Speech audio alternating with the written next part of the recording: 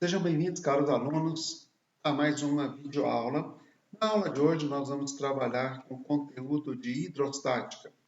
Esse é o último grande conteúdo que nós vamos ver ao longo do primeiro ano, né? Estamos chegando aí ao fim do nosso período letivo, né? Ao fim do nosso curso de mecânica. Hidro, um fluido, um líquido. Estático, um líquido em equilíbrio. Então, a hidrostática ela vai estudar as propriedades do líquido em equilíbrio. Né? Existe também a chamada hidrodinâmica, né? Que é o estudo se você fosse fazer um estudo do seu sangue como sendo um fluido, nós não usaríamos todas as propriedades da hidrostática, nós usaríamos as propriedades da hidrodinâmica. Por quê? Porque o seu sangue está circulando, está se movimentando, né? E a hidrostática se refere basicamente aos líquidos em equilíbrio, estáticos. E um líquido ideal, um fluido ideal, ele apresenta duas grandes propriedades. A incompressibilidade, que é você variar o volume, compressibilidade, é você variar o volume com aumento de pressão. É possível fazer isso com algumas substâncias. Se você pegar uma folha de papel e comprimir a folha de papel, você vai eu vou ter uma folha de papel amassada aqui de propósito, né? Eu vou comprimi-la, eu vou expandi-la, comprimir e expandir. Eu vario a pressão sobre ela, ela comprime ou ela expande, ela varia de volume em função dessa variação de pressão. Então, é um material compressível. Um líquido ideal ele é incompressível. Viscosidade nula, quer dizer que o atrito, quando uma camada de líquido vai discorrer, vai deslizar, o atrito entre uma camada de líquido sobre a outra é nulo. Um dos líquidos de menor viscosidade que nós conhecemos é a água. A água tem viscosidade muito próxima, muito baixa, muito pequena, né? Já o óleo, por exemplo, é mais viscoso que a água. Por isso que o óleo escorre mais lentamente que a água, né? A água escorre com uma facilidade muito grande, o óleo já é mais viscoso, demora mais a escorrer, né? E a gelatina, por exemplo, tem uma viscosidade altíssima, tanto que você vê ela literalmente quebrando. Então, essa viscosidade, muitas vezes, ela é confundida com uma outra grandeza, densidade. E não tem nada a ver, são grandezas totalmente diferentes. Mas no popular, muitas vezes a gente está falando de viscosidade quando fala de densidade. Densidade é massa sobre volume, é a massa do corpo sobre o volume do corpo. Existe uma grandeza muito próxima, muito parecida com a densidade, que é a massa específica, que também é massa sobre volume. Não é a mesma coisa, tá? A diferença está aqui, ó, no volume. Aqui é o volume aonde eu tenho matéria. Aqui é o volume total do corpo. Quer dizer que se o meu corpo tiver uma abertura, imagina aqui, ó, eu tenho esse copo, tá ok? Na densidade, eu vou pegar a massa do copo e o volume completo do copo. Mas se você observar, o copo tem um certo buraco. A massa específica, eu tenho que tirar desse volume total do corpo, eu tenho que tirar o volume ocupado pelo buraco. Então é só esse volume aqui que existe matéria. Isso é importante, principalmente quando a gente fala de sólidos, né? Densidade e massa específica em sólidos são diferentes, ok? Olha aqui, ó, eu tenho um cubo de massa 1.280 gramas, aresta de 8 centímetros, uma cavidade cilíndrica, né? Então, de 5 centímetros com altura de 4, 5 centímetros quadrados é a base. Ele quer a densidade e a massa específica. A densidade, massa sobre volume. Volume do cubo. Como é que calcula o volume de um cubo? Está aqui um cubo, cubo, cubo, cubo. Gente, última aula, uma das últimas aulas do ano, e o cara do gás não perdoa. Ele sempre passa no mesmo horário. Meu Deus, esse cubo aqui tá horrível, mas não vou desenhar um cubo melhor, não. A aresta é esse lado. Então, o volume é lado, vezes lado, vezes lado. Ou seja, lado ao cubo. Você vai ter um volume de 512 centímetros cúbicos. 1.280 por 512, 2,5 gramas por centímetro cúbico. É o volume deste cubo que você tem aí. Agora, a massa específica, eu vou usar uma expressão parecida, porém, dentro do cubo, eu tenho um cilindro aqui dentro. Vou desenhar aqui do lado de fora, tá? Um cilindro. Nossa Senhora, eu sou um péssimo desenhista. Um cilindro cuja área da base é de 5 centímetros quadrados e a altura é de 4. Volume, área da base vezes a altura. 5 vezes 4, 20 centímetros cúbicos. Então, o volume ocupado pela matéria seriam os 512 que eu tinha, menos a cavidade de 20, o que vai dar 492. Portanto, a minha massa específica, 1.280 por 400. Oh, olha o erro de digitação aqui, ó. 492, ó. Botei 493. Mas a conta está certa. 1.280, 2,6 alguma coisa grama por centímetro cúbico. Gente, me perdoa o erro de digitação aqui. Agora que eu fui perceber a atenção nesse negócio. Mas, paciência. Qual a diferença entre a massa específica e a densidade? A gente diz que a densidade é a propriedade do corpo. A massa específica é a propriedade da matéria. Ou seja, imagina que esse cubo é feito de um determinado material, um determinado metal. Tudo que for feito deste material, vai ter a massa específica 2,6. Mas não vai ter a mesma densidade. Por quê? Porque ele pode ter uma cavidade maior ou uma cavidade menor. Ele pode ser, inclusive, completamente maciço, o que significa que ele não teria cavidade interior, né? Então, a massa específica é aquela que aparece na tabela periódica. Em algumas tabelas periódicas bem completas, aparece a massa específica. É uma propriedade do material. O mercúrio, massa específica do mercúrio, 13, alguma coisa quilograma por litro. Tudo que for feito de mercúrio vai ter massa específica 13, o mercúrio sempre vai ter massa específica 13,2. Agora, se eu for usar o mercúrio para fazer alguma coisa, eu posso fazer alguma coisa com mercúrio sólido. É difícil de você encontrar mercúrio sólido, você tem que ter uma temperatura baixa para isso, mas ele existe, com uma cavidade. Então, a densidade seria menor que a massa específica. Ok? Finalzinho do ano, a gente vai ficando cansado. Pressão. Pressão é uma coisa simples, né? Você já deve ter sentido. É quando eu estou apoiando essa caneta na minha mão, certo? Eu vou apoiar essa caneta na minha mão dessa forma. Ela tem uma superfície pontiaguda. Aqui, o sensor do tato do meu dedo tem uma sensação diferente do que se a caneta estiver deitada. Por quê? Porque a pressão é diferente. O peso da caneta deitada está distribuído em toda essa área aqui de baixo.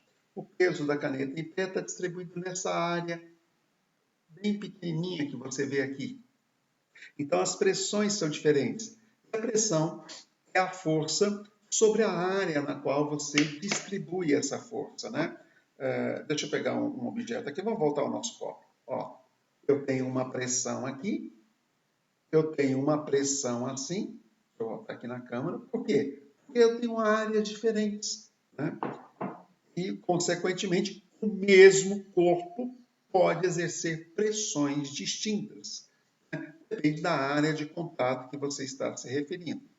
Unidade de pressão. A força é em Newton, a área metro quadrado, Newton por metro quadrado foi chamado de Pascal. Suponha uma garota de 56 quilogramas e está apoiada em seus 2 pés. Suponha que ela esteja usando uma sandália havaiana e Ixi, Maria, ficou outro erro de português aqui. Ah, meu Deus, ó. Perdão. A área do solado seja de 144 centímetros quadrados. Gente, essa é a área de uma sandália havaiana. Eu peguei a sandália da minha esposa, né? Foi fácil de medir a área, né? Eu contornei a sandália, cortei o papel que o meu cachorro comeu, né? Ele entrou aqui no meu escritório e comeu o papel e a sandália. E depois desse papel cortado, eu medi a massa desse papel numa balança de precisão. Com a densidade do papel e a massa do papel, eu consegui achar a área desse papel. Né? Você compra uma resina de papel, você tem a gramatura grama por centímetro cúbico e grama por centímetro quadrado. Né? E aí eu consegui achar a área dessa sandália. Essa chinela havaiana tem 144 centímetros quadrados, uma chinela havaiana. Então a força é o peso, né? 560 newtons é o peso da pessoa. A área, 2 vezes porque é um animal bípede. Aqui você tem que tomar cuidado. Uma vez eles colocaram numa prova da UNB, comparando a pressão de uma bailarina na ponta de um dos pés, né? Eu não sei como elas conseguem ficar em pé, em equilíbrio naquele troço, mas, enfim, conseguem, né? E essa bailarina teve a pressão comparada com a pressão causada com um elefante. Ele dava a área da pata de um elefante. Só que ele tomou cuidado no seu problema.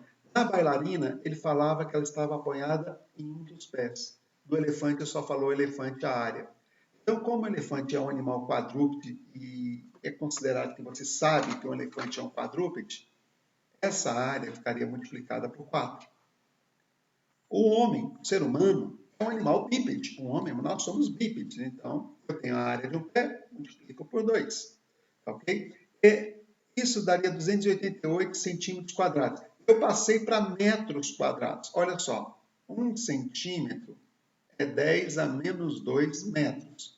Se eu elevar isso aqui ao quadrado, eu vou ter que 1 centímetro ao quadrado é 10 a menos 4 metros quadrados. Por isso, esse 10 a menos 4. Eu vou andar 1, 2 casas para a esquerda, 2,88 vezes 10 a menos 2 metros quadrados.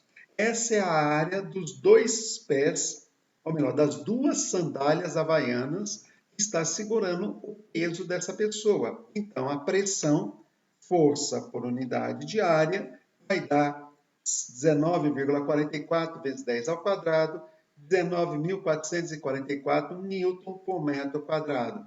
É essa pressão que esta pessoa de 56 quilos, que calça 36, sandália havaiana 36, está fazendo no chão. Agora, vamos imaginar que essa pessoa esteja usando um salto alto, né? Aqui eu peguei a foto porque minha esposa me proibiu de fotografar o sapato dela. Ela não me deixou. Mas essa área de contato, se você perceber, ó, a ponta dos pés não está em contato, a ponta do salto está em contato e esse pedaço aqui ó, também está em contato. Eu medi essa área do sapato da minha esposa, semelhante à forma que eu medi a área do chinelo. Ela dá 41 centímetros quadrados por pé. Então, a pressão será 41 vezes 2, 82, 10 a menos 4, que eu passei para metros quadrados, 68.292 newtons. Ou seja, se você comparar a minha esposa quando ela está de chinela havaiana e quando ela está de salto, a pressão exercida por ela sobre o solo de salto é 3,5 vezes maior que a pressão exercida por ela, o mesmo corpo, comparada de salto, comparada com ela numa sandália havaiana. Então, a maior pressão do salto se deve ao quê? A redução da área de contato. Né? É uma coisa... É por isso que os pisos, né? Quando você vai comprar um piso, tem lá a pressão máxima que esse piso suporta. Né? Se você imaginasse aqui 56 vezes 3,5, minha esposa de salto, o chão vai pensar que ela tem 196 quilos. Né? essa pessoa de 56 quilos, ela está pesando, ela está aparentando ter 196 pelo simples fato de ela ter usado um salto. Ela não ficou mais pesada, ela está fazendo uma pressão maior, ok? Bem superior, ok? Então a pressão, a UNB já perguntou isso nos vestibulares passados, a pressão depende da forma física do corpo? Claro, né? Maior área, menor área, isso é a forma física do corpo. Então, a pressão é uma dependência da forma do corpo. Agora, a pressão hidrostática. Imagina que um recipiente, esse recipiente está fechado, é um cilindro completamente fechado, com um líquido em seu interior. Ele é totalmente fechado, de tal forma que o ar em volta, tudo em volta, não vai fazer pressão sobre o líquido. A única coisa que faz pressão na base desse líquido é a própria, nossa, foi rápido demais, é a própria massa de líquido. Então, o peso é a massa vezes a gravidade, né? Isso aqui é o peso, né? Em hidrostática, a massa específica e densidade é a mesma coisa. Por quê? Porque lembra que eles são diferentes, densidade e massa específica são diferentes quando o corpo tem cavidade. Líquido não tem cavidade, você não tem como criar um buraco no líquido e esse buraco permanecer. Você pode fazer isso no sólido, no líquido não. Então, às vezes a gente chama de densidade, às vezes a gente chama de massa específica, porque é líquido. Aonde tem massa, eu escrevo densidade ou massa específica vezes a gravidade. Opa! Vezes o volume. Isso aqui não é gravidade, só besta quadrada. Isso aqui é volume. Então, essa troca de massa por densidade vezes volume é muito comum. O peso dividido pela área. O volume de um cilindro é área da base vezes a altura. Então, se eu pegar volume dividido por área, isso é a altura dessa coluna de líquido. Então, a pressão hidrostática, a pressão do líquido, é a densidade do líquido, gravidade e a altura da coluna de líquido. Ok? Então, se você tiver uma coluna de água de 1 metro, tiver uma piscina de 1 metro de profundidade, na base dessa coluna de água, de um canozinho de PVC de 3/4 polegadas, 25 milímetros, na base desse cano de 25 milímetros, eu vou ter a mesma pressão que eu tenho numa piscina. Esse cano tem 1 metro de comprimento, a piscina tem 1 metro de profundidade. A coluna de água tem a mesma altura, ok? Então, parece um contrassenso, né? Mas a piscina não tem mais pressão do que o cano. Por quê? Porque ela depende da densidade, da altura e da gravidade. Agora, se esse recipiente estivesse aberto, eu teria aqui em cima, fazendo pressão sobre ele, a pressão atmosférica. E essa pressão atmosférica, geralmente a gente chama de P0, ou PATM, né? É a pressão que o ar faz sobre todos nós. Essa pressão, ela tem um valor que vai ser acrescido à pressão hidrostática. Então, a pressão total lá embaixo, aqui na base do recipiente, é a pressão atmosférica mais a pressão hidrostática. Eu acrescentei uma pressão, a pressão do ar. Antes o recipiente era fechado, agora o recipiente não é mais lacrado, o recipiente está aberto. Né? Então o ar faz pressão sobre ele. Né? Essa pressão atmosférica é aquela pressão que às vezes te dá uma dor, essa pressão total, ela te dá uma dor no ouvido quando você mergulha. Né? O nosso ouvido é o órgão do nosso corpo responsável, ele trabalha por diferença de pressão. Então, quando você mergulha, algumas pessoas sentem uma dor no ouvido, uma pressão, um desconforto no ouvido por conta dessa pressão total exercida pelo líquido. Ok? Olha só, vamos imaginar uma pessoa mergulhando na água com 30 metros de profundidade. Aqui eu estou considerando que você sabe todos os dados, né? Densidade da água, 1 grama por centímetro cúbico, 1 vezes 10 a terceira quilograma por metro cúbico. Pressão atmosférica aparece nos livros. 10 a quinta newton por metro quadrado. A pressão total é a pressão atmosférica, mais a densidade do líquido, a gravidade e a profundidade que ele está, né, o tamanho da coluna de água que está sobre ele, 30 metros. E se você fizer esse produto aqui, 30 vezes 10, 300, 300 é 3 vezes 10 ao quadrado, vezes 10 à terceira, 3 vezes 10 à quinta, mais 1 vezes 10 à quinta, 4 vezes 10 à quinta. Ou seja, a pessoa que está a 30 metros de profundidade, ele está a uma pressão de 4 atm. A pessoa que está aqui, né, no nível da água, está a pressão de 1 atm. 10 metros de profundidade, 2 atm. 20 metros de profundidade, 3 atm. 30 metros de profundidade, 4 atm. 60 metros de profundidade, 30 metros, 4 atm. 40 metros, 5 atm. 50 metros, 6 atm. 60 metros, 7 atm. A cada 10 metros de profundidade na água, a pressão atmosférica, a pressão total, aumenta de 1 atm. Então, se você mergulhou 10 metros, você vai estar a 2 atm. Na superfície da água, 1 atm. 10 metros de profundidade, 1 atm da pressão atmosférica, mais 1 atm de pressão do líquido. Tá ok? Então, a cada metro de profundidade, nós vamos ter uma pressão de 1 atm. Bom, vamos parar por aqui hoje. Na próxima aula, a gente continua falando de pressão hidrostática e na próxima aula nós vamos trabalhar com o princípio de Pascal e continuar falando um pouco mais de pressão hidrostática.